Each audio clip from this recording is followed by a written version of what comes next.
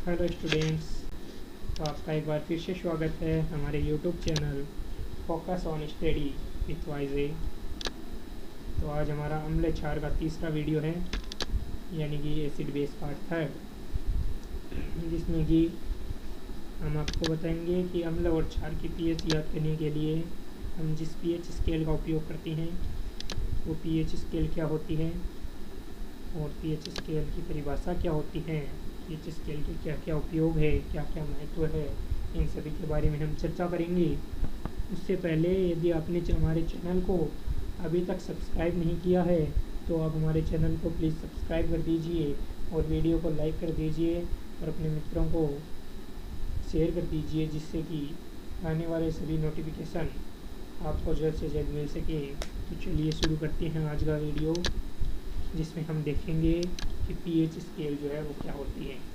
सबसे पहले हम देख लेते हैं पीएच स्केल। पीएच स्केल एवं पीएच स्केल का महत्व। पीएच स्केल की जो परिभाषा है वो क्लास के अनुसार अलग अलग होती जाती है, यानी कि 10th लेवल तक बहुत ही सरल और सामान्य परिभाषा दी गई है, और उसके बाद में जैसे जैसे हम आगे बढ़ते हैं उस प्रकार से, यानी कि 11th-12th कॉलेज में पीएच स्केल की परिभाषा विस्तार से बताई जाती है। तो हम सामान्य परिभाषा देख लेते हैं पीएच स्केल की। तो किसी विलेन में उपस्थित हाइड्रोजन आयन की सांद्रता ज्ञात करने के लिए एक स्केल बनाया गया जिसे पीएच स्केल कहते हैं।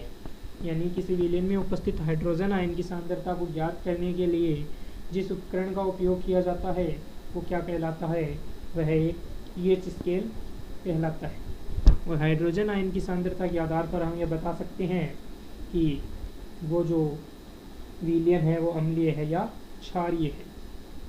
तो देखते हैं पीएच स्केल से संबंधित कुछ अन्य बिंदु। सबसे पहले बात आती है पीएच स्केल से सामान्यतः 0 से 14 तक पीएच याद कर सकते हैं। यानी कि पीएच स्केल पर न्यूनतम जो पीएच है वो 0 होती है और अधिकतम पीएच का मान कितना होता है, 14 होता है। 0 पीएच पर सर्वाधिक अम्लीय और 14 पीएच पर सर्वाधिक क्षारीय विलयन प्राप्त होता है। तो पीएच स्केल का मान 0 से 14 के मध्य होता है।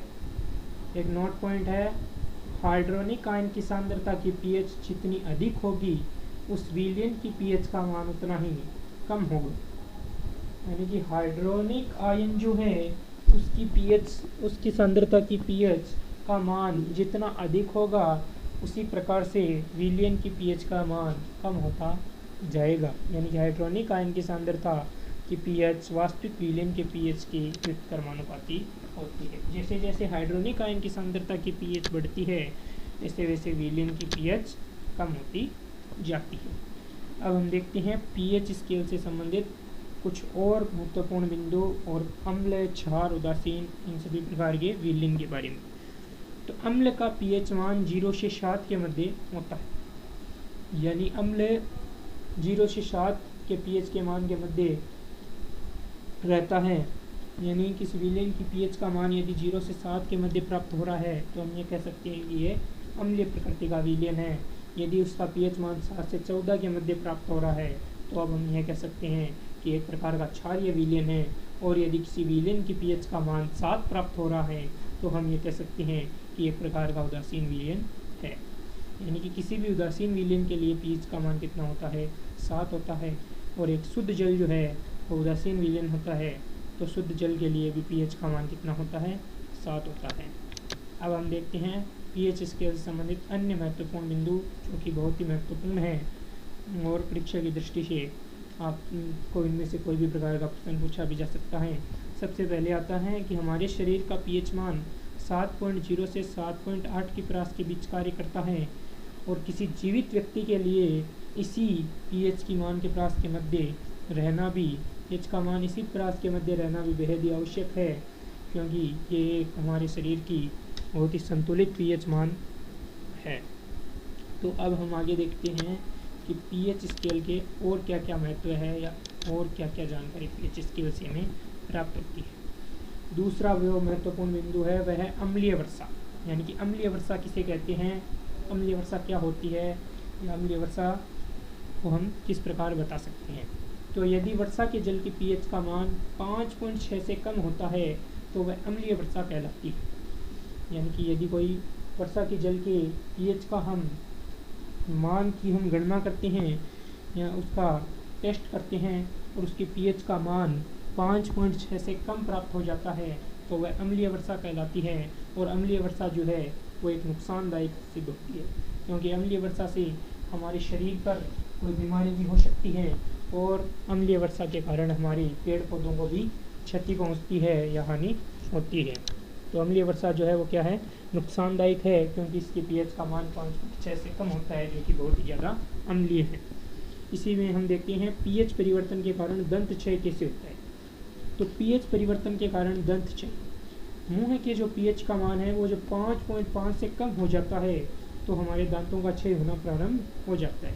मुंह के पीएच का मान 5.5 से कम होने पर दांतों का क्षय प्रारंभ हो जाता है। और दांतों का क्षय होने का अर्थ हो गया दांत में किसी प्रकार की बीमारी हो जाना या दांत में किसी प्रकार का दर्द उत्पन्न हो जाता। ठीक है, तो अब हम आगे देखते हैं कि दंत क्षय का क्या उपचार है या दंत क्षय जो है वो किस कारण होता है, इसके बारे में हम देखते हैं। तो नोट पॉइंट है, दांतों का एनिमल शरीर का सबसे कठोर पदार्थ है। ये जल में नहीं घुलता, लेकिन मुंह के पीएच का मान 5.5 से कम होने पर यह संक्षारित हो जाता है। यानी दांतों का एनिमल, दांत का जो एनिमल होता है या दांत का जो पदार्थ है वो शरीर का सबसे क्या है, कठोर पदार्थ है। ये सामान्यतः जल में जो है वो नहीं घुलता, क्योंकि जल एक प्रकार का शुद्ध जल जो है वो एक प्रकार का उदासीन विलयन होता है। और उदासीन विलयन की पीएच क्या होती है, 7 होती है। तो जल की पीएच भी लगभग 7 होती हैं। तो यह सामान्य जल में तो नहीं घुलता, लेकिन जब मुंह के पीएच का मान 5.5 से कम हो जाता है, जो कि एक अम्लीय प्रकृति का है, तो ये क्या हो जाता है, संक्षारित हो जाता है, और जिसके कारण दंत क्षय होना शुरू हो जाता है। अब दंत क्षय का क्या उपचार है उसके बारे में हम देखते हैं। तो दंत क्षय के उपचार में हम देख सकते हैं कि मुंह की सफाई के लिए, दंत क्षय के उपचार में हम क्या देख सकते हैं कि मुंह की सफाई के लिए क्षारकीय दंत मंजन का उपयोग करने से अम्ल की आधिक्य मात्रा को उदासीन किया जा सकता है, जिसके कारण दंत क्षय को रोका जा सकता है। यानी कि दंत क्षय जो है वो किस कारण होता है, जब हमारी मुंह के पीएच का मान 5.5 से क्या हो जाता है, कम हो जाता है, और यह एक अम्लीय प्रकृति का हो जाता है। और जब हम इस आधिक्य अम्ल की मात्रा को उदासीन करना चाहते हैं, यानी हमारे दंत क्षय को सही करना चाहते हैं, तो उसके लिए हमें क्या करना होगा, किसी न किसी प्रकार का क्षारक काम में लेना होगा। क्योंकि जब अम्ल और क्षार आपस में मिलते हैं तभी लवण एवं जल का क्या होता है, निर्माण होता है। तो अम्ल एवं क्षार एक दूसरे से आपस में क्या करते हैं, एक दूसरे को प्रतिकृषित करते हैं या एक दूसरे को नष्ट करते हैं। तो क्षार के दंत मंजन का उपयोग करने से अम्ल की जो अधिक मात्रा है वो क्या हो जाती है, उदासीन हो जाती है, और जिसके कारण दंत क्षय को क्या कर सकते हैं, रोका जा सकता है, या दंत क्षय में हम कुछ न कुछ सुधार कर सकते हैं।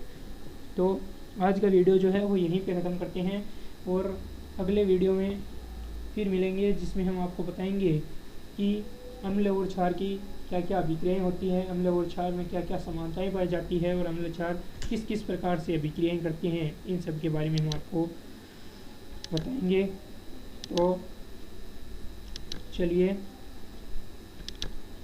आज की वीडियो में इतना ही। Thanks for watching this video. Please like and share this video and subscribe our channel. जिस प्रकार से आपको नाम बढ़ता हुआ दिख रहा है उसी प्रकार से सब्सक्राइब भी बढ़ना चाहिए, और हमारा जो चैनल है वो आपको डेली नए नए वीडियो अपलोड कराएगा, जिससे कि आपको बहुत ही सुविधाएं मिल सकती है आपकी पढ़ाई में। सो धन्यवाद, thank you for watching this video. तो आज के वीडियो में इतना ही, मिलते हैं नेक्स्ट वीडियो में। Thank you.